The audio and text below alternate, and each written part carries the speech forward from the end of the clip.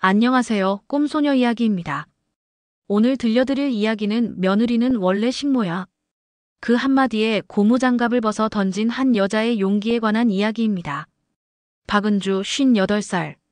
32년 결혼 생활 동안 명절마다 부엌에 갇혀있던 여자입니다. 58의 나이에 이혼하고 설거지부터 다시 시작해서 20개 체인점 대표가 된 이야기입니다. 편안히 앉으셔서 차 한잔하시며 들어주세요. 은주의 이야기는 어쩌면 여러분의 이야기일 수도 있습니다. 그럼 시작하겠습니다. 새벽부터 몸이 무겁게 느껴졌습니다.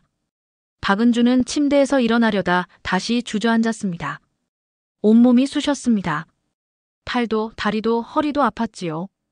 이마에 손을 대어보니 뜨끈했습니다. 감기가 또 왔나 봐. 사흘 전부터 약을 먹고 있었지만 좀채 낫지 않았습니다. 벽시계를 봤습니다. 새벽 5시 반이었습니다. 일어나야지. 억지로 몸을 일으켰습니다. 어지러웠습니다. 벽을 짚고 거실로 나가 부엌불을 켰지요. 모레가 추석이었습니다. 오늘은 장을 봐야 했고 내일은 송편을 빚어야 했습니다. 생각만 해도 숨이 막혔습니다. 은주는 올해 58이었습니다. 결혼한 지 32해가 되었습니다. 처음 민호를 만난 것은 언니 소개였습니다. 당시 은주는 26이었습니다. 주변에서 재촉했습니다. 이제 시집 가야지. 민호는 작은 운송회사에서 트럭을 운전했습니다. 사람이 별 사람이 있겠어. 은주는 그렇게 생각하며 결혼을 결심했습니다. 시댁 방문날을 은주는 지금도 기억합니다. 시골 산 아래 낡은 집이었습니다. 대문도 없었습니다. 11월인데 난방이 안 되어 추웠고 시어머니는 찬 음료수를 내왔습니다. 우리 집은 종갓집이에요. 1남 5녀예요. 아들이 하나뿐이죠. 시어머니는 청각장애인이었습니다.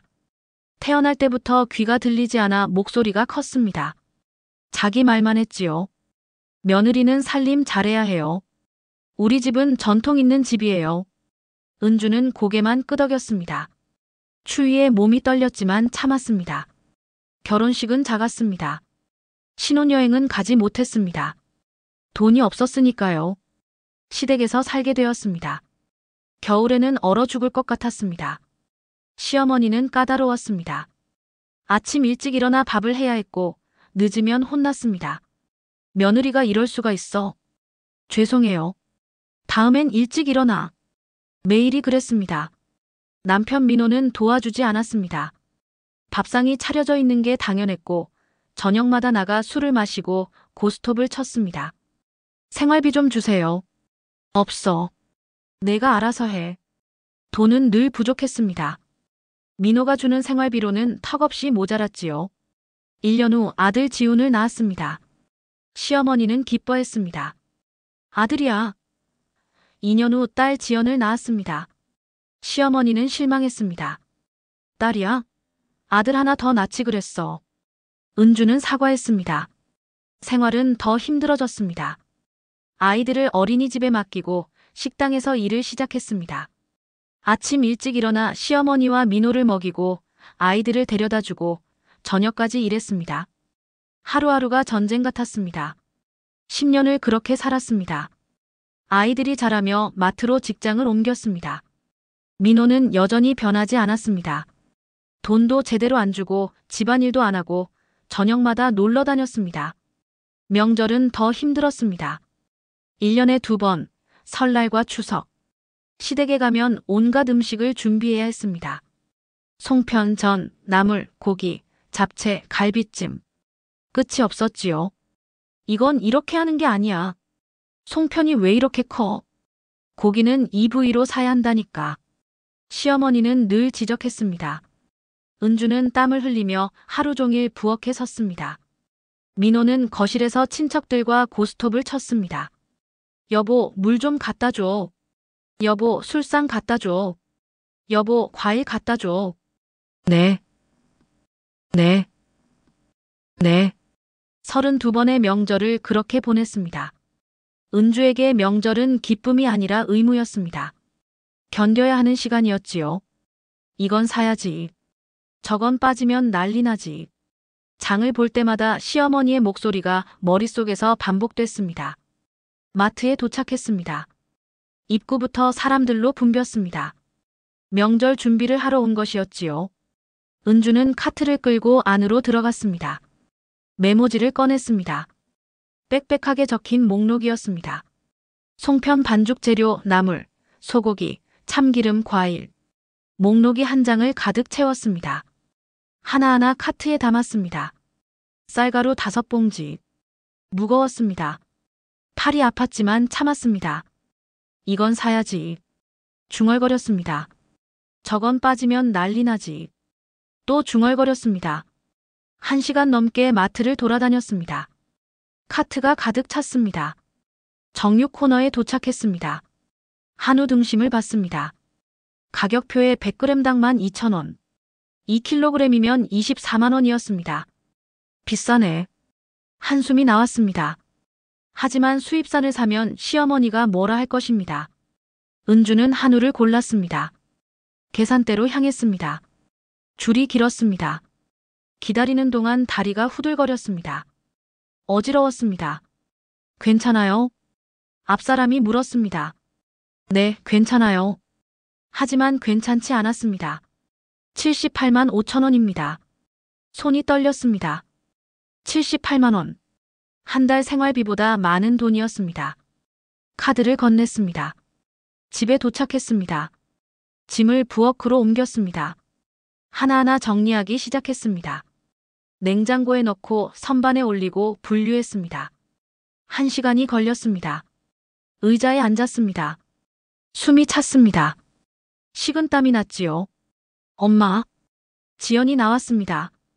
언제 들어오셨어요? 조금 전에. 혼자 장 보셨어요? 깨우시지 그러셨어요. 괜찮아.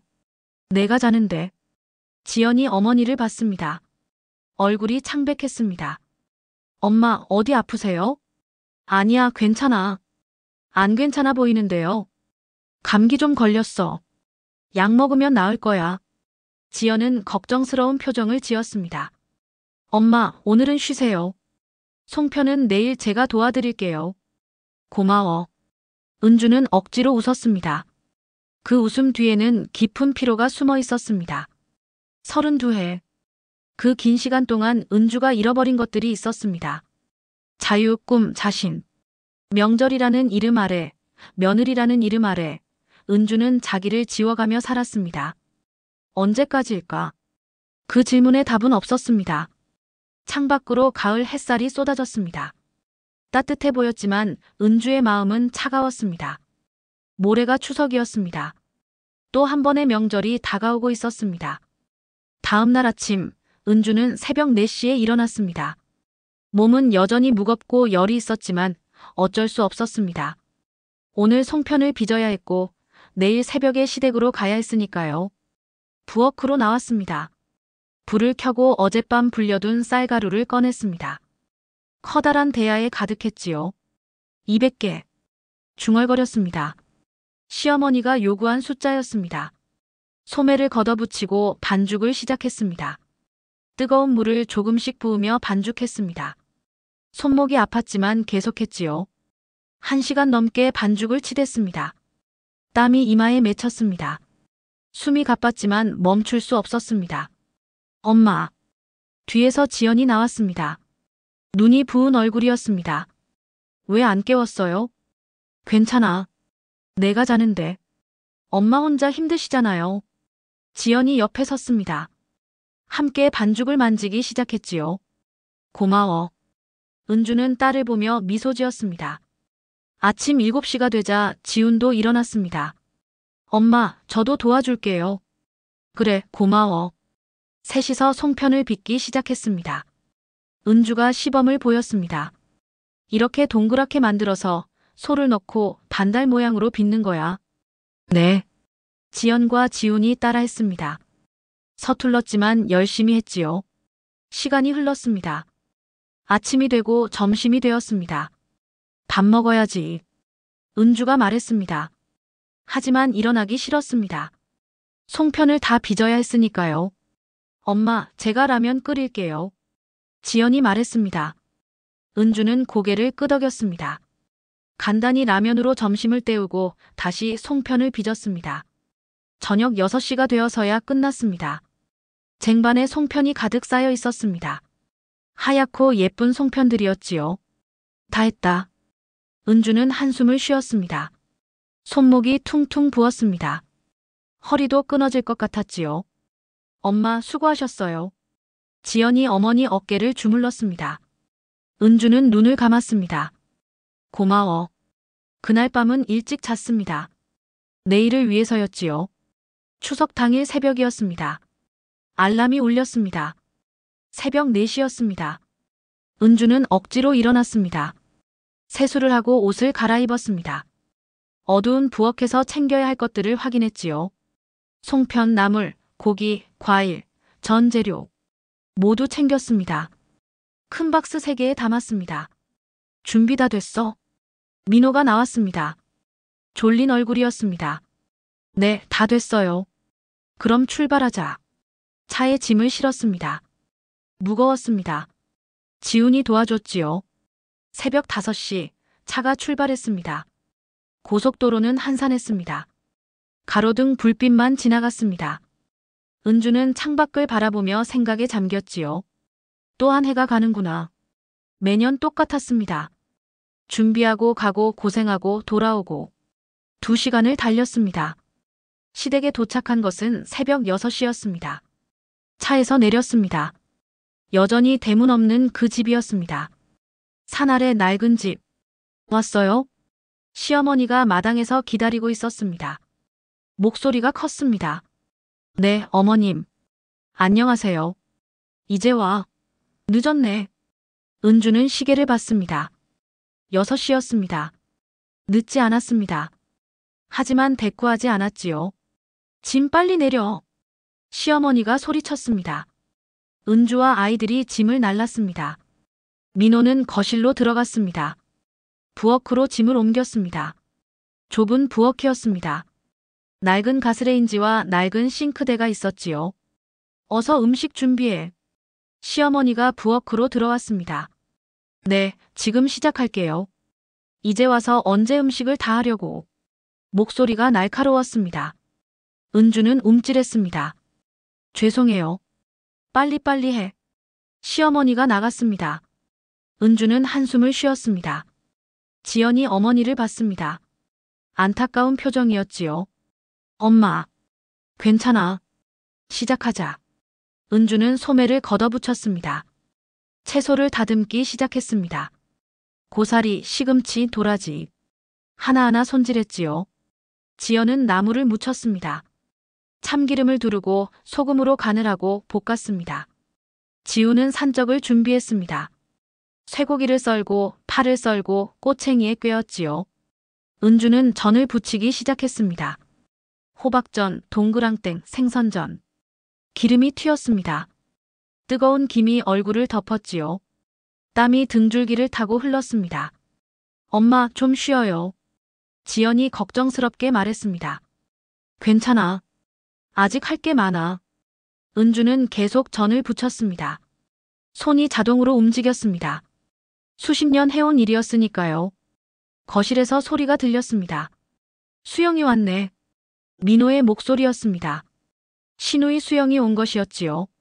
수영은 막내 시누이였습니다. 54이었지만 결혼했다가 이혼하고 혼자 살았습니다. 명절 때마다 시댁에 왔지요. 언니 힘들지? 내가 도와줄까? 수영이 부엌으로 왔습니다. 하지만 도와주지 않았습니다. 그냥 서서 지켜보기만 했지요. 괜찮아요. 은주는 대답했습니다. 지연이는 시집가면 이런 거 다 할 거야. 미리 연습하는 거지 뭐. 수영이 비아냥거렸습니다. 지연의 얼굴이 굳었습니다. 은주는 아무 말도 하지 않았습니다. 대꾸하면 더 복잡해질 것을 알았으니까요. 난 TV나 봐야겠다. 수영은 그렇게 말하고 나갔습니다. 텔레비전 소리가 들렸습니다. 은주는 계속 일했습니다. 탕국을 끓이고 갈비찜을 만들고 잡채를 볶았습니다. 부엌은 전쟁터 같았습니다. 10시가 되었습니다. 은주는 잠깐 멈춰 섰습니다. 어지러웠습니다. 식은땀이 났지요. 엄마, 괜찮아요? 지연이 다가왔습니다. 응, 괜찮아. 하지만 괜찮지 않았습니다. 몸이 흔들렸습니다. 잠깐 앉아요. 지연이 의자를 가져왔습니다. 은주는 앉았습니다. 숨을 고르려 했지요. 그때 민호가 방에서 나왔습니다. 여보. 네. 나 속 쓰려. 국 좀 줘. 민호는 어젯밤 늦게까지 친구들과 술을 마셨다고 했습니다. 그래서 속이 안 좋다고 했지요. 은주는 일어나지 않았습니다. 기력이 없었습니다. 왜? 안 들려? 민호가 짜증을 냈습니다. 그때 시어머니가 부엌으로 왔습니다. 빨리 국 데워야지. 큰 소리로 말했습니다. 은주는 어쩔 수 없이 일어났습니다. 냄비를 꺼내 국을 데웠습니다. 그릇에 담아 민호에게 줬지요. 고마워. 민호는 그렇게 말하고 국을 마셨습니다. 그리고 밥을 먹었습니다. 은주가 만든 나물 반찬을 먹으며 말했습니다. 역시 집 음식이 최고야. 시어머니가 웃었습니다. 은주는 아무 말도 하지 않았습니다. 밥을 다 먹은 민호가 일어났습니다. 나 나갔다 올게. 어디 가세요? 지연이 물었습니다. 친구들이 기다려. 고스톱 한 판 해야지. 아빠, 오늘은 명절이잖아요. 그래서 가는 거지. 다들 모인대. 민호는 옷을 갈아입었습니다. 그리고 은주에게 말했습니다. 돈 좀 줘. 없어요. 뭐?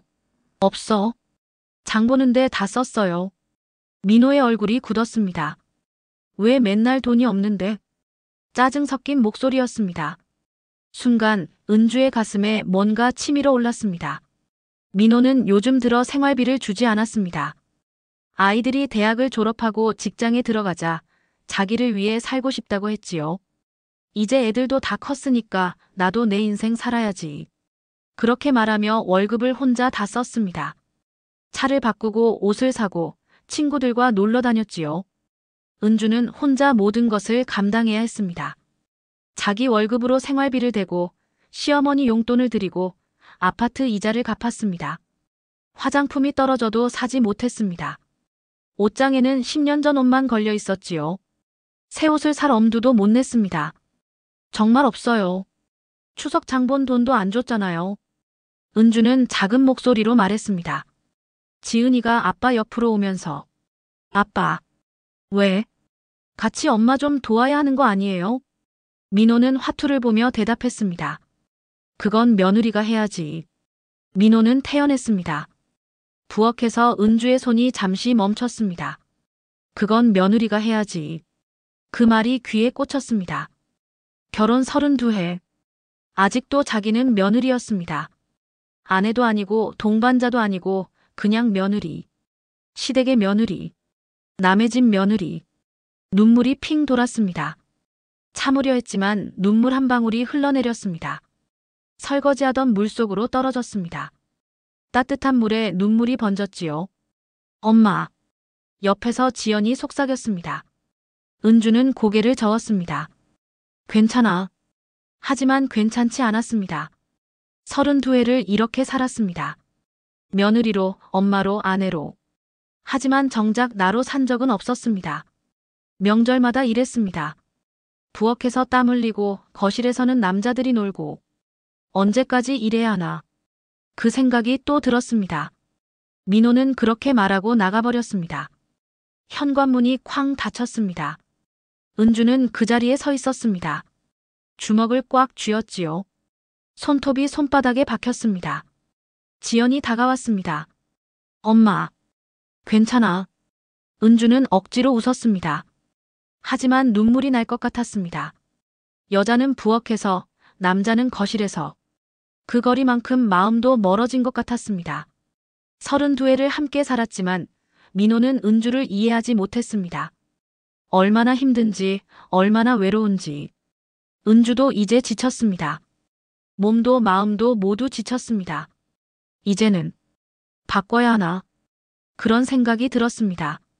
하지만 어떻게 바꿀 수 있을까요? 무엇을 어떻게 해야 할까요? 답은 없었습니다. 엄마, 씻고 주무세요. 힘이 하나도 없었습니다.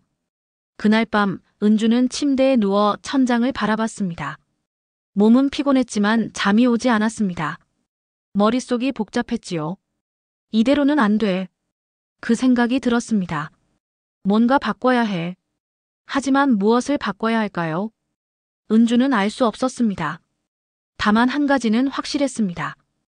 더 이상 이렇게 살 수는 없다는 것. 그 결심이 가슴 깊은 곳에서 자라나고 있었습니다. 작은 씨앗처럼. 아직 싹은 나지 않았지만 언젠가는 자라날 것 같았습니다. 은주는 눈을 감았습니다. 내일은 또 어떤 날이 될까요? 알 수 없었습니다. 하지만 한 가지는 알았습니다. 이제 뭔가 달라져야 한다는 것을. 추석 아침, 은주는 몸을 일으킬 수가 없었습니다. 온몸이 납덩이처럼 무겁고 열이 더 올랐습니다. 기침도 더 심해졌지요. 사흘째 약을 먹어도 소용이 없었습니다. 엄마, 병원 가야 해요. 오늘은 쉬세요. 지연이 걱정스럽게 말했습니다. 은주는 고개를 저었습니다. 오늘 추석이잖아. 제사상도 준비해야지. 하지만 엄마 몸이. 괜찮아. 거짓말이었습니다. 괜찮지 않았습니다. 몸도 마음도 모두 지쳐 있었습니다. 화장실 거울을 봤습니다. 얼굴이 헬쑥했습니다. 눈은 푹 꺼져 있었고 입술은 바짝 말라 있었지요. 하지만 오늘 빠질 수는 없었습니다. 이러면 안 되는데 생각했습니다. 하지만 몸이 말을 듣지 않았습니다. 억지로 세수를 하고 옷을 갈아입었습니다. 며느리가 일해야지. 그 말이 귀에 맴돌았습니다. 엄마. 지연이 어머니 손을 잡았습니다. 은주는 눈물을 참았습니다. 울면 안 됐습니다. 아직 해야 할 일이 많았으니까요. 약 하나를 입에 넣고 물을 마셨습니다. 그리고 소매를 걷어붙였습니다. 제사 음식을 차리기 시작했습니다. 나물을 담고 생선도 담고 과일도 담고. 지연이 옆에서 도왔습니다. 지훈도 왔습니다. 하지만 대부분의 일은 은주가 했습니다. 엄마, 좀 쉬어요. 괜찮아. 조금만 더 하면 돼. 하지만 괜찮지 않았습니다. 어지러웠고 기운이 없었습니다.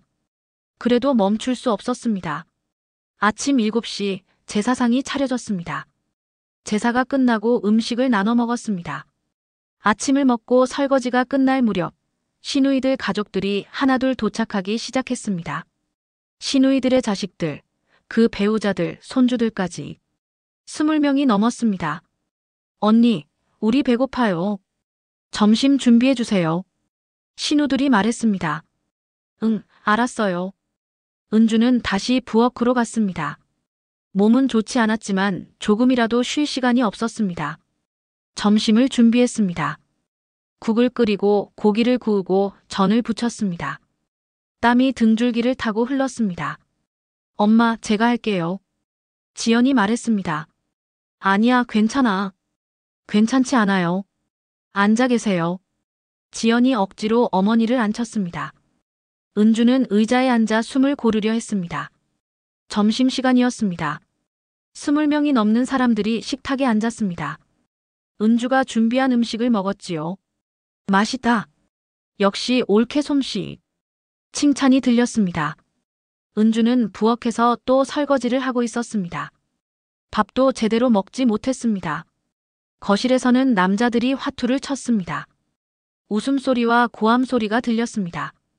자, 한 판 더. 이번엔 내가 딴다. 시끌벅적했습니다. 은주야, 술상 차려줘. 민호가 소리쳤습니다. 네. 은주는 또 일어났습니다. 안주를 준비하고 술을 따르고 상을 날랐습니다. 고마워.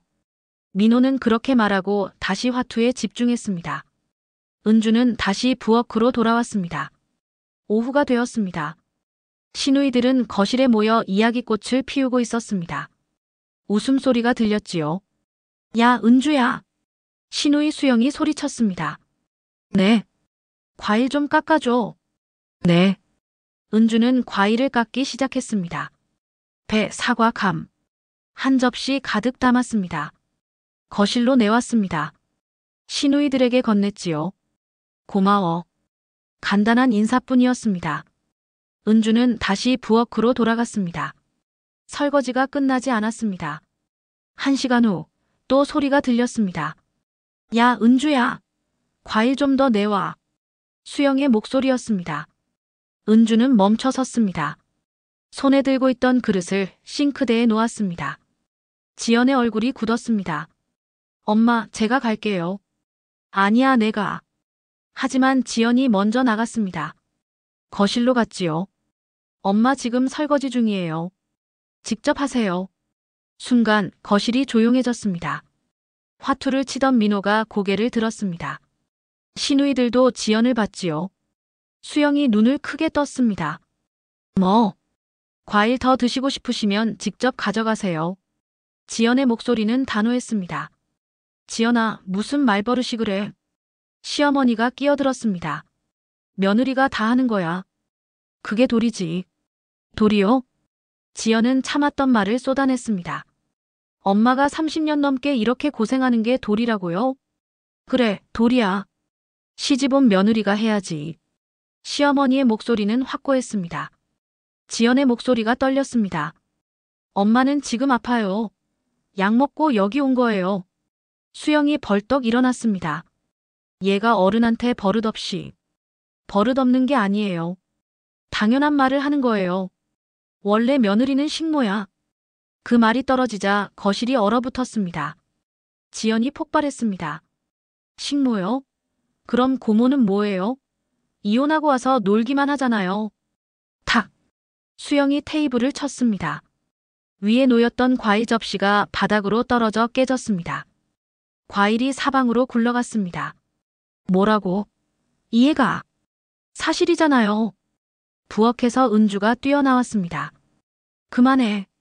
하지만 이미 상황은 통제 불능이었습니다. 다른 시누이들도 일어섰습니다. 옳게 딸 교육 좀 시켜. 애가 버릇이 없어도 너무 없어. 우리 엄마한테 뭐라고 하는 거야? 목소리들이 겹쳤습니다. 은주는 딸을 감쌌습니다. 미안해요. 지연이가 잘못했어요. 잘못한 게 아니에요. 지연이 소리쳤습니다. 엄마는 왜 항상 사과해요? 엄마 잘못이 뭐예요? 지연아, 왜 엄마만 이래요? 왜 엄마만 고생해요? 왜 아무도 도와주지 않아요? 지연의 목소리가 떨리며 커졌습니다. 아빠는 뭐예요? 거기 앉아서 화투만 치잖아요. 할머니는, 고모들은 왜 엄마만 부엌에 있어요? 지연이 울기 시작했습니다. 은주도 눈물이 났습니다. 거실이 조용해졌습니다. 시어머니가 무거운 목소리로 입을 열었습니다. 원래 그런 거야. 원래요? 누가 정한 거예요? 옛날부터 그래왔어. 며느리는 시집와서 시댁을 섬기는 거야. 지연의 목소리가 더 커졌습니다. 요즘 시대에 누가 그래요? 그리고 명절날 왜 고모들은 시댁 안 가고 친정 와 있어요? 그건 딸들이잖아. 딸이라고 특별해요? 엄마도 누군가의 딸이에요. 은주는 딸의 어깨를 잡았습니다. 지연아, 그만하자. 하지만 은주의 눈에서도 눈물이 흘렀습니다. 그때 은주가 천천히 고무장갑을 벗었습니다. 조용히 하지만 단호하게. 벗은 고무장갑을 싱크대에 놓았습니다. 모두가 은주를 봤습니다. 은주는 거실로 걸어 나왔습니다. 시어머니를 똑바로 봤습니다. 어머님. 왜? 오늘은 여기까지만 할게요. 뭐? 더 이상 못하겠어요. 은주의 목소리는 떨렸지만 단호했습니다. 은주야, 무슨 소리야? 아직 저녁도 안 했잖아. 죄송해요. 하지만 저도 사람이에요. 아프고 지쳤어요. 시어머니의 얼굴이 굳었습니다. 며느리가 안 하면 지금 이 일은 누가 하냐? 은주는 깊게 숨을 들이마셨습니다. 32년 동안 했어요. 한 번도 쉬지 않았어요. 명절마다, 제사마다, 집안일마다. 제가 다 했어요. 은주의 목소리가 높아졌습니다. 하지만 이제는 못하겠어요. 몸도 마음도 다 지쳤어요. 은주야! 시어머니가 소리쳤습니다. 하지만 은주는 물러서지 않았습니다. 은주는 지연의 손을 잡았습니다. 우리 가자. 엄마. 가자, 지연아. 모녀는 현관으로 향했습니다. 은주야. 어디가? 당장 돌아와. 시어머니가 소리쳤습니다. 시누이들도 일어섰습니다. 옳게. 정신 차려. 명절에 어떻게 이럴 수가 있어. 하지만 은주는 돌아보지 않았습니다. 신발을 신었습니다. 민호가 황급히 일어났습니다. 여보, 뭐 하는 거야? 전 가겠어요. 미쳤어? 미친 게 아니에요. 정신 차린 거예요. 은주는 문을 열었습니다. 밖은 차가웠습니다. 가을바람이 불었지요. 지연이 어머니 손을 꼭 잡았습니다. 둘은 함께 밖으로 나갔습니다. 현관문이 닫혔습니다. 차까지 걸어갔습니다. 차에 탔습니다. 한동안 아무도 말하지 않았습니다. 은주는 핸들을 꽉 잡았습니다. 손이 떨렸습니다. 엄마 괜찮아요? 지연이 조심스럽게 물었습니다. 응. 잘한 거죠? 몰라. 잘 모르겠어. 눈물이 또 흘렀습니다. 하지만 엄마는 잘못한 게 없어요. 지연이 어머니 손을 잡았습니다. 엄마, 이제 엄마를 위해 사세요. 제발. 그 말에 은주는 울음을 터뜨렸습니다. 미안해. 내 앞에서 이런 모습 보여서. 괜찮아요. 엄마도 울어야죠. 엄마도 사람인데. 두 사람은 차 안에서 한참을 울었습니다. 집으로 돌아왔습니다. 거실 불을 켰습니다. 조용했습니다. 지우는 아직 시댁에 있었습니다. 은주는 소파에 앉았습니다. 온몸에 힘이 빠졌습니다. 엄마, 방에 가서 쉬세요. 응. 방으로 갔습니다. 침대에 누웠습니다. 나는 뭘까? 생각했습니다. 아내일까, 며느리일까, 엄마일까? 아니었습니다. 그 무엇도 아니었습니다. 그저 일하는 사람이었습니다. 집안일을 하는 사람. 식모 같은 사람. 식모. 그 단어가 머릿속에서 맴돌았습니다. 시누이가 한 말이었습니다. 원래 며느리는 식모야. 32년을 그렇게 살았습니다. 식모처럼. 월급도 없이 쉬는 날도 없이. 눈물이 또 흘렀습니다. 밤 10시가 넘어서야 민호가 돌아왔습니다. 방문이 열렸습니다. 민호가 들어왔습니다. 얼굴이 굳어 있었습니다. 도대체 왜 그런 거야? 은주는 대답하지 않았습니다. 집안을 망신시켰어. 엄마가 얼마나 화나셨는데. 대답 좀 해. 은주가 천천히 일어나 앉았습니다. 민호를 봤습니다. 32년 동안 했어요. 이제 그만하고 싶어요. 무슨 소리야? 명절도 안 가겠다고. 네. 민호의 얼굴이 빨개졌습니다. 미쳤어? 명절을 안 가? 당신이 가세요. 혼자. 은주야. 민호가 소리쳤습니다. 은주는 눈을 감았습니다. 저는 더 이상 못 가요. 몸도 마음도 다 지쳤어요. 은주의 목소리는 단호했습니다. 그게 무슨 말이야? 명절에 시댁 가는 게 당연한 거잖아. 당신한테는 당연해도 저한테는 고문이에요. 뭐? 매번 저만 일하잖아요. 당신은 화투치고 술 마시고 놀기만 해요. 그건 시누이들도 그냥 놀아요. 저만 부엌에서 하루 종일 일해요. 은주의 목소리가 떨렸습니다. 32년 동안 한 번도 쉬지 못했어요. 아프고 힘들고 지쳤어요. 민호는 할 말을 잃었습니다. 당신, 정말 이럴 거야? 네. 더 이상 못하겠어요. 좋아. 마음대로 해. 민호는 방문을 쾅 닫고 나갔습니다. 거실로 나가는 소리가 들렸습니다. 은주는 다시 누웠습니다. 손이 떨렸습니다. 가슴이 두근거렸지요. 내가 뭘 한 거지? 무서웠습니다. 하지만 동시에 후련했습니다. 32년 만에 처음으로 자기 의견을 말한 것이었습니다. 잘한 걸까? 확신할 수 없었습니다. 하지만 한 가지는 확실했습니다. 더 이상 예전처럼 살 수는 없다는 것. 은주는 창밖을 봤습니다. 달이 떠 있었습니다. 보름달이었습니다. 추석날의 달이었지요. 앞으로 어떻게 해야 하나. 알 수 없었습니다. 하지만 두렵지만은 않았습니다. 적어도 이제는 자기 목소리를 낸 것이니까요. 추석이 지나고 한 달이 지나셨습니다. 집안은 냉랭했습니다. 민호는 은주를 없는 사람 취급했습니다. 아침에도 저녁에도 말을 걸지 않았지요. 마주쳐도 고개를 돌렸습니다. 은주도 말하지 않았습니다. 할 말이 없었으니까요. 민호는 밤늦게까지 술을 마시고 다녔습니다. 나 늦을 거야.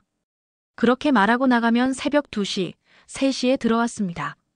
술 냄새를 풍기며 비틀거리며 들어왔지요. 집에 들어오지 않는 날들도 있었습니다. 오늘은 친구 집에서 잘 거야. 문자 한 통이었습니다. 은주는 대답하지 않았습니다. 그래도 예전 습관은 남아 있었습니다.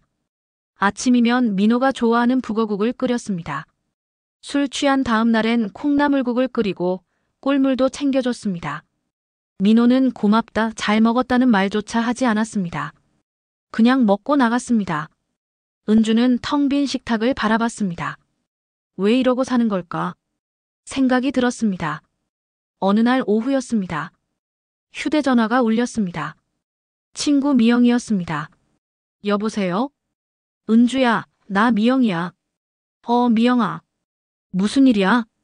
미영의 목소리가 조심스러웠습니다. 그게 요즘 남편이랑 별일 없지? 무슨 일? 나 지금 시청 앞 커피숍에 있거든. 그런데 너희 남편 봤어. 은주의 심장이 뛰었습니다. 민호를?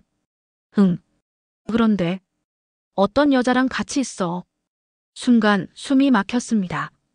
여자? 응. 나이는 비슷해 보이는데. 둘이 마주 앉아서 이야기하고 있어. 은주는 잠시 말을 잃었습니다. 은주야, 괜찮아? 응. 남편 고향 여자친구들이 많아. 그런 거겠지. 거짓말이었습니다. 은주도 잘 모르는 이야기였습니다. 근데 분위기가 묘한데. 친구는 아닌 것 같아. 미영의 목소리가 더 작아졌습니다. 그냥 조심해. 알았지? 응, 고마워. 전화를 끊었습니다. 은주는 휴대전화를 내려다봤습니다. 손이 떨렸습니다. 여자? 하지만 은주는 무시하기로 했습니다. 어쩌면 이미 포기한 남편이라 그럴 수 있었겠지요. 마음이 떠난 사람에게 더 이상 기대하지 않았습니다. 며칠이 지났습니다. 어느 목요일 오후 시어머니에게서 전화가 왔습니다. 여보세요? 은주야, 나야. 네, 어머님. 이번 주말에 신우들이 시골에 온대. 너도 내려와. 은주는 숨을 깊이 들이마셨습니다. 저는 몸이 안 좋아서 못 갑니다. 뭐? 또 그 소리야? 죄송해요. 정말 못 가겠어요. 그럼 누가 음식을 해? 아무 말 말고 와. 시어머니가 소리쳤습니다. 어머님, 토요일까지 오는 거야. 알았지? 전화가 끊어졌습니다. 은주는 휴대전화를 내려놓았습니다. 가슴이 답답했습니다. 주말이 되었습니다. 토요일 아침, 민호가 짐을 쌌습니다. 나 시골 간다. 네. 너는 안 가? 안 간다고 했잖아요. 민호의 얼굴이 굳었습니다. 어머님이 전화 왔어. 정말 시골 안 갈 거야? 안 간다고 했잖아요. 당신이나 다녀와요. 당신도 없는데 내가 왜 가? 은주는 민호를 똑바로 봤습니다. 당신 가족이잖아요. 당신 엄마, 누나, 동생. 그래도 저는 안 가요. 당신 혼자 가세요. 민호는 웃옷을 챙기면서 짜증을 냈습니다. 에휴, 진짜. 현관문이 쾅 닫혔습니다. 은주는 혼자 남았습니다. 조용했습니다. 하지만 편안하지는 않았습니다. 오후가 되었습니다. 휴대전화가 울렸습니다. 둘째 신우이 번호였습니다. 받지 않으려다가 받았습니다. 여보세요? 술 취한 목소리가 들렸습니다. 여자 목소리였습니다. 거기. 은주 올케? 둘째 신우이 미숙이었습니다. 네, 아가씨. 그래, 나야. 올케, 왜 안 왔어? 술에 취해 있었습니다. 말이 어눌했지요. 몸이 안 좋아서요. 몸이 안 좋아? 핑계지 뭐. 올케가 그러니까 오빠가 바람을 피우지. 순간 은주의 손이 멈췄습니다. 뭐라고요? 바람. 여자 만나잖아. 몰랐어? 미숙이 낄낄거렸습니다. 잘난 것도 없으면서 집안일도 안 하고. 그러니까 남편이 밖에서 노는 거야. 은주는 머리가 멍했습니다. 지난번 친구 미영이가 한 말, 그리고 지금 술 취한 신우이의 말. 헛웃음이 나왔습니다. 아가씨. 왜? 다신 전화하지 마세요. 뭐? 은주는 전화를 끊었습니다. 휴대전화를 소파에 던졌습니다. 손이 떨렸습니다. 온몸이 떨렸지요. 바람. 그 단어가 머릿속에서 맴돌았습니다. 은주는 창밖을 봤습니다. 가을 하늘이 높았습니다. 구름 한 점 없이 맑았지요. 32년. 그 세월이 떠올랐습니다. 26에 결혼해서 지금까지. 은주는 무엇을 했을까요? 아내로 살았습니다. 며느리로 살았습니다. 엄마로 살았습니다. 하지만 나로 산 적은 없었습니다. 민호를 위해 밥을 하고, 시댁을 위해 명절 준비를 하고, 아이들을 위해 일을 했습니다. 그런데 그 대가는 무엇이었을까요? 무시당하고 식모 취급받고 이제는 바람까지 피운다는 소리를 듣습니다. 웃기네. 은주는 혼잣말을 했습니다. 정말 웃기네. 눈물이 났습니다. 하지만 슬픈 눈물은 아니었습니다. 분노의 눈물이었지요. 은주는 벌떡 일어났습니다. 방으로 갔습니다. 옷장을 열었습니다. 민호의 옷들이 걸려 있었습니다. 하나하나 꺼냈습니다. 침대 위에 던졌습니다. 양복, 셔츠, 바지. 모두 꺼냈지요. 서랍을 열었습니다. 민호의 물건들이 있었습니다. 양말, 속옷, 넥타이. 모두 꺼냈습니다. 큰 가방을 꺼냈습니다. 민호의 물건들을 모두 가방에 넣었습니다. 하나도 남기지 않았지요. 가방을 거실로 끌고 나왔습니다. 현관 앞에 놓았습니다. 숨이 찼습니다. 땀이 났습니다. 하지만 시원했습니다. 은주는 휴대전화를 집어들었습니다. 민호에게 문자를 보냈습니다. 집에 오면 짐 챙겨서 나가세요. 보내고 나니 손이 덜덜 떨렸습니다. 내가 뭘 한 거지? 무서웠습니다. 하지만 후회는 되지 않았습니다. 은주는 소파에 앉았습니다. 깊게 숨을 들이마셨습니다. 이제는 끝이야. 그렇게 생각했습니다. 저녁이 되었습니다. 민호에게서 전화가 왔습니다. 은주는 받지 않았습니다. 또 걸려왔습니다. 받지 않았습니다. 문자가 왔습니다. 무슨 소리야? 집에 가서 얘기하자. 은주는 대답하지 않았습니다. 밤 10시 민호가 집에 도착했습니다. 현관문을 열었습니다. 들어서자마자 가방이 보였습니다. 이게 뭐야? 민호가 소리쳤습니다. 거실로 들어왔습니다. 은주는 소파에 앉아 있었습니다. 텔레비전을 보고 있었지요. 은주야, 이게 무슨 짓이야? 은주는 텔레비전을 껐습니다. 천천히 민호를 봤습니다. 당신 짐이에요.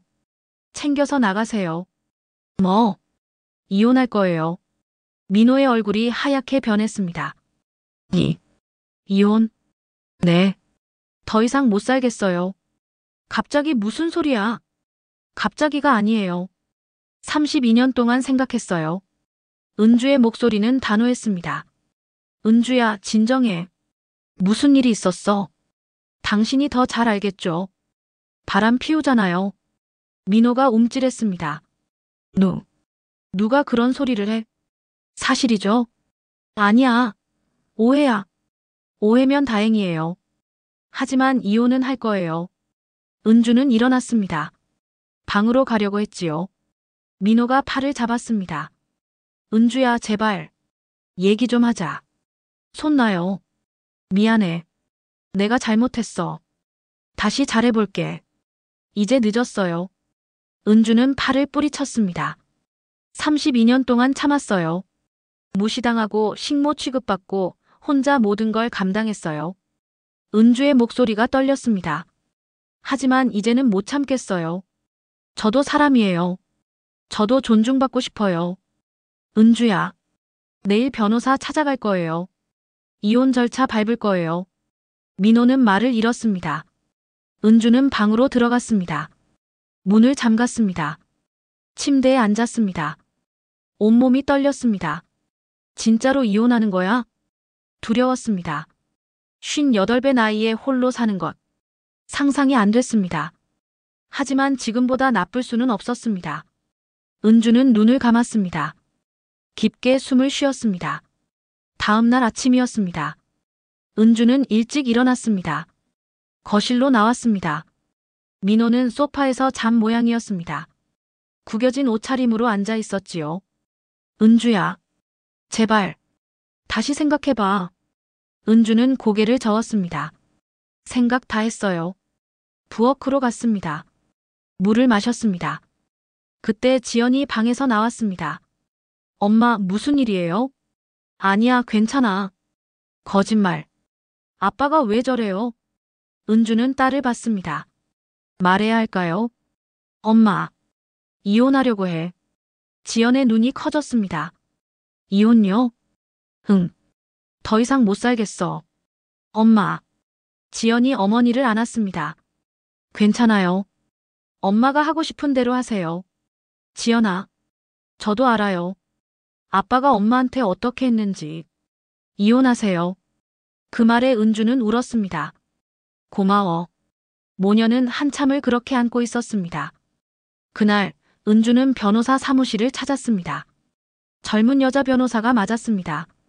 어떻게 오셨어요? 이혼. 상담하러 왔어요. 그러세요. 앉으세요. 은주는 자초지종을 설명했습니다. 32년의 결혼 생활, 무시당한 일들, 명절의 고통, 바람 피운 것 같은 남편. 변호사는 고개를 끄덕이며 들었습니다. 힘드셨겠어요? 네. 이혼은 가능해요. 재산 분할도 받으실 수 있고요. 재산이라도 있나요? 아파트는 전세고 저축도 없어요. 그래도 절차는 밟아야 해요. 제가 도와드릴게요. 은주는 고개를 끄덕였습니다. 감사합니다. 사무실을 나왔습니다. 밖은 맑았습니다. 은주는 걸었습니다. 오랜만에 혼자 걷는 길이었습니다. 공원을 지나갔습니다. 벤치에 앉았습니다. 가을 바람이 불었습니다. 낙엽이 떨어졌지요. 이제 어떻게 살까? 생각했습니다. 58. 늦은 나이는 아니었습니다. 아직 할 수 있는 일이 많았습니다. 일을 찾아야지. 작은 집도 얻어야 하고. 계획을 세웠습니다. 막막했지만 동시에 설렜습니다. 32년 만에 처음으로 자기 인생을 사는 것이었으니까요. 휴대전화가 울렸습니다. 친구 미영이었습니다. 여보세요? 은주야, 요즘 어때? 응. 좀 복잡해. 무슨 일 있어? 은주는 잠시 망설이다가 말했습니다. 이혼하려고 해. 뭐? 진짜? 응. 잘 생각했어. 그 남자 너한테 잘한 것도 없잖아. 미영의 목소리가 힘차졌습니다. 혼자 사는 거 괜찮아. 나도 혼자 사는데 좋아. 미영은 5년 전에 이혼했습니다. 지금은 작은 카페를 운영하며 혼자 살고 있었지요. 은주야, 너 직장 그만 다니고 나랑 동업 안 할래? 장사는 괜찮은데 혼자 하기는 벅차서. 은주는 한번 생각해 볼게. 하늘을 올려다봤습니다. 맑고 푸른 하늘이었습니다. 구름이 천천히 흘러갔지요. 괜찮을 거야. 그렇게 생각했습니다. 두렵지만 희망도 있었습니다. 변호사 사무실에서 다시 만난 날이었습니다. 어르신, 좋은 소식이 있어요. 젊은 여자 변호사가 서류를 내밀었습니다. 이혼에 도움될 수 있는 자료들이 모였어요. 생각보다 많네요. 은주는 서류를 받아들었습니다. 민호의 외도 증거들, 생활비를 주지 않은 기록들, 문자 메시지 내역들, 미영이가 도와준 자료들도 있었습니다. 이 정도면 충분해요. 잘 풀릴 거예요. 변호사의 말에 은주는 고개를 끄덕였습니다. 그로부터 석 달이 흘렀습니다. 이혼 조정이 성립되었습니다. 민호는 끝까지 버텼지만 증거 앞에서는 어쩔 수 없었습니다. 이혼 합의금 1억 원, 그리고 상간녀로부터 3천만 원, 총 1억 3천만 원을 받게 되었습니다. 잘 풀렸네요. 축하해요. 변호사가 악수를 청했습니다. 은주는 손을 내밀었습니다. 감사합니다. 정말 감사합니다. 법원을 나서는 길이었습니다. 햇살이 눈부셨습니다. 겨울이 지나가고 봄이 오고 있었습니다. 하지만 은주의 마음은 복잡했습니다. 차에 탔습니다. 핸들을 잡았습니다. 그런데 눈물이 났습니다. 왜? 울까? 기쁨의 눈물이 아니었습니다. 슬픔의 눈물도 아니었습니다. 그냥 눈물이 흘렀습니다. 32년. 그 긴 세월이 주마등처럼 지나갔습니다. 26에 시집와서 58까지.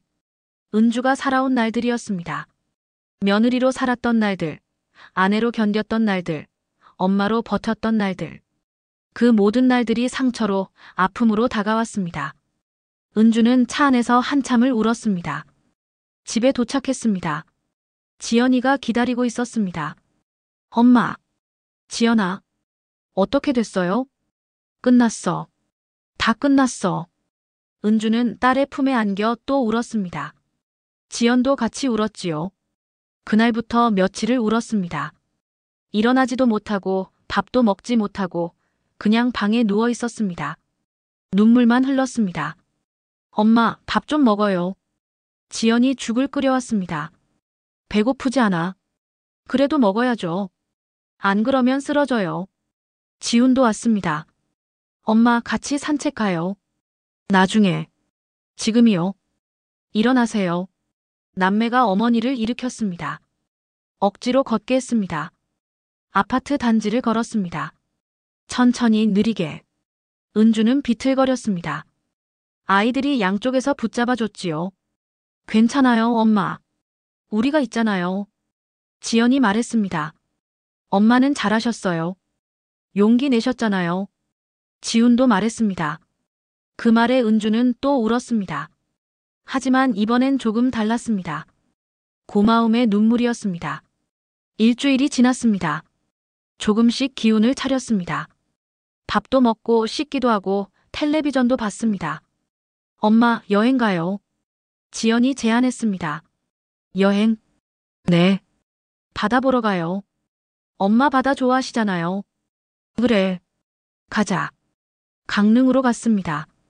바다가 보였습니다. 넓고 푸른 바다였습니다. 파도가 철썩철썩 밀려왔다 갔다 했지요. 은주는 모래사장에 앉았습니다. 바다를 바라봤습니다. 예쁘다. 오랜만에 느끼는 평화였습니다. 엄마, 이제 뭐 하고 싶으세요? 지연이 옆에 앉으며 물었습니다. 글쎄, 생각해 본 적이 없네. 이제부터 생각하세요. 엄마 인생이잖아요. 은주는 딸을 봤습니다. 어느새 30이 넘은 딸이었습니다. 의젓하고 씩씩했지요. 고마워, 지연아. 뭐려? 너희가 있어서. 엄마가 견딜 수 있었어. 지연이 어머니 손을 잡았습니다. 엄마, 이제 행복하세요. 응. 그럴게. 그날 밤 은주는 오랜만에 편히 잤습니다. 한 달이 지났습니다. 은주는 미영에게 연락했습니다. 미영아, 나야. 은주야. 괜찮아? 응. 이제 좀 괜찮아. 다행이다. 언제 나올 거야? 다음 주부터 나갈게. 좋아. 기다릴게. 미영의 가게로 출근했습니다. 작은 카페였습니다. 아늑하고 예쁜 곳이었지요. 손님들이 드문드문 있었습니다. 은주야, 여기 앞치마. 미영이 앞치마를 건넸습니다. 은주는 입었습니다. 뭐부터 할까? 설거지 좀 부탁해. 나는 주문 받을게. 응. 은주는 부엌으로 갔습니다. 설거지를 시작했습니다. 익숙한 일이었습니다. 32년 동안 해온 일이었으니까요. 하지만 기분은 달랐습니다. 이건 은주 자신을 위한 일이었으니까요. 한 달, 두 달이 지났습니다. 일에 익숙해졌습니다. 설거지뿐 아니라 커피도 배웠고 디저트도 만들었습니다. 은주야, 너 재능 있다. 미영이 놀라워했습니다. 내가 만든 스콘 맛있어. 손님들이 자꾸 찾아. 그래? 응. 다른 메뉴도 개발해봐. 은주는 집에서 여러 가지를 시도했습니다. 고구마 가루를 이용한 카스테라를 만들어 봤습니다. 촉촉하고 달콤했지요. 가게에 내놓았습니다. 이거 맛있는데? 손님들이 좋아했습니다. 고구마 카스테라 또 주세요. 주문이 계속 들어왔습니다. 대박이다, 은주야. 미영이 기뻐했습니다. 메뉴 더 늘려보자. 우리 가게 유명하게 만들자. 흥. 두 사람은 열심히 일했습니다. 메뉴를 더 개발하고 인테리어도 바꾸고 SNS 홍보도 했습니다. 손님들이 늘어나기 시작했습니다. 동네 맛집에서 지역 맛집으로 소문났습니다. 멀리서도 손님들이 찾아왔지요. 1년이 지났습니다. 가게는 늘 붐볐습니다. 직원도 2명 더 뽑았습니다. 은주야, 가맹점 내고 싶다는 사람이 왔어. 미영이 말했습니다. 가맹점? 흥. 우리 가게 시스템으로 다른 지역에 내고 싶대. 우리가 할 수 있을까? 왜 못해? 한번 해보자. 은주는 망설였습니다. 하지만 도전하고 싶었습니다. 그래, 해보자. 가맹 사업을 시작했습니다. 쉽지 않았습니다. 배워야 할 게 많았습니다. 은주는 학원에 다니기 시작했습니다. 경영 강의를 들었습니다. 홍보 마케팅도 배웠습니다. 직원 교육법도 공부했습니다. 58배 나이에 공부하는 것은 쉽지 않았습니다. 머리도 잘 안 돌아갔고 외우기도 힘들었지요. 하지만 포기하지 않았습니다. 엄마, 수업 어때요? 지연이 물었습니다. 힘들어. 하지만 재미있어. 대단하세요, 엄마. 이제 시작이야. 더 열심히 해야지. 밤늦게까지 공부했습니다. 노트에 필기하고 책을 읽고 인터넷으로 검색했습니다. 2년이 지났습니다. 가맹점이 5개가 되었습니다. 그리고 10개, 15개로 늘어났지요. 3년이 지났습니다. 이제 20개 지역에 체인점이 있었습니다. 은주는 대표가 되어 있었습니다. 회사를 세웠고 사무실도 얻었습니다. 박은주 대표님, 인터뷰 요청이 왔습니다. 직원이 말했습니다. 인터뷰요? 네. 지역 신문사에서요. 성공한 여성 사업가 특집 기사래요. 저를요? 은주는 믿기지 않았습니다. 인터뷰 날이었습니다. 기자가 물었습니다. 사업을 시작하게 된 계기가 뭐예요? 은주는 잠시 생각했습니다. 이혼이요. 이혼이요? 네. 32년 결혼 생활 끝에 이혼했어요. 58배 나이에요. 기자는 놀란 표정이었습니다. 그 나이에 쉽지 않으셨겠어요. 네. 무서웠어요. 하지만 더 이상 그렇게는 못 살겠더라고요. 그 이후에 어떻게 하셨어요? 친구 가게에서 일 시작했어요. 설거지부터요. 은주는 차근차근 이야기했습니다. 처음 카페에서 일하던 날, 고구마 카스테라를 개발하던 날, 첫 가맹점을 낸 날, 학원에 다니며 공부하던 밤들. 지금은 어떠세요? 행복해요. 처음으로 제 인생을 사는 것 같아요. 기자는 고개를 끄덕였습니다. 마지막으로 하고 싶은 말씀 있으세요? 은주는 잠시 생각했습니다. 늦었다고 생각하지 마세요. 58배 시작해도 됩니다. 60에 시작해도 됩니다. 중요한 건 용기예요. 기사가 났습니다. 반응이 뜨거웠습니다. 많은 사람이 응원의 댓글을 달았습니다. 저도 용기 얻었어요. 멋지세요. 저도 할 수 있을 것 같아요. 50살인데 이혼 고민 중이었어요. 이 기사 보고 결심했습니다. 은주는 댓글들을 읽으며 울었습니다. 기쁨의 눈물이었습니다. 어느 봄날이었습니다. 은주는 사무실 창가에 서 있었습니다. 밖을 바라봤지요. 벚꽃이 만개했습니다. 바람에 꽃잎이 흩날렸습니다. 예쁘다. 문이 열렸습니다. 지연과 지훈이 들어왔습니다. 엄마, 축하해요. 뭘? 오늘 스승의 날이잖아요. 엄마는 우리 스승이에요. 지연이 카네이션을 건넸습니다. 어머, 고마워. 엄마가 우리한테 가르쳐 준 거 많아요. 용기, 인내, 희망. 지훈도 말했습니다. 엄마 덕분에 우리도 배웠어요. 포기하지 않는 법을요. 은주는 아이들을 안았습니다. 고마워. 너희가 있어서 엄마가 여기까지 올 수 있었어. 이제 엄마 행복하시죠? 응. 정말 행복해. 그날 저녁 은주는 혼자 산책을 나갔습니다. 공원을 걸었습니다. 벤치에 앉았습니다. 그 벤치였습니다. 3년 전 이혼을 결심하고 앉았던 바로 그 벤치. 많이 변했네. 생각했습니다. 58배 이혼하고 카페에서 설거지하고 사업을 시작하고 대표가 되었습니다. 믿기지 않는 일이었습니다. 은주는 하늘을 올려다봤습니다. 별이 총총했습니다. 고마워. 누구한테 하는 말인지 몰랐습니다. 하늘에, 자기 자신에게, 아이들에게, 미영에게. 정말 고마워. 눈물이 났습니다. 하지만 슬픈 눈물이 아니었습니다. 감사의 눈물이었습니다. 은주는 일어났습니다. 집으로 돌아가는 길이었습니다. 걸으면서 생각했습니다. 앞으로 뭘 할까? 아직 할 일이 많았습니다.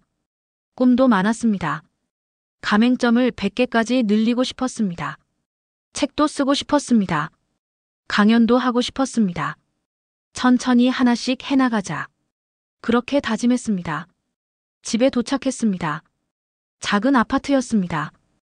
혼자 사는 집이었지요. 하지만 편안했습니다. 불을 켰습니다. 따뜻한 빛이 방을 채웠습니다. 은주는 소파에 앉았습니다. 창밖을 봤습니다. 도시의 불빛이 반짝였습니다. 나 잘 살고 있는 거지? 스스로에게 물었습니다. 대답은 확실했습니다. 응, 잘 살고 있어. 은주는 미소 지었습니다. 32년 동안 잃어버렸던 자신을 찾았습니다. 이제는 박은주로 살고 있었습니다. 며느리도 아내도 아닌 바로 자기 자신으로. 그리고 그것이 가장 행복한 일이었습니다. 여러분, 박은주의 이야기를 마칩니다. 32년. 긴 시간이었습니다. 그 시간 동안 은주는 며느리로, 아내로, 엄마로 살았습니다.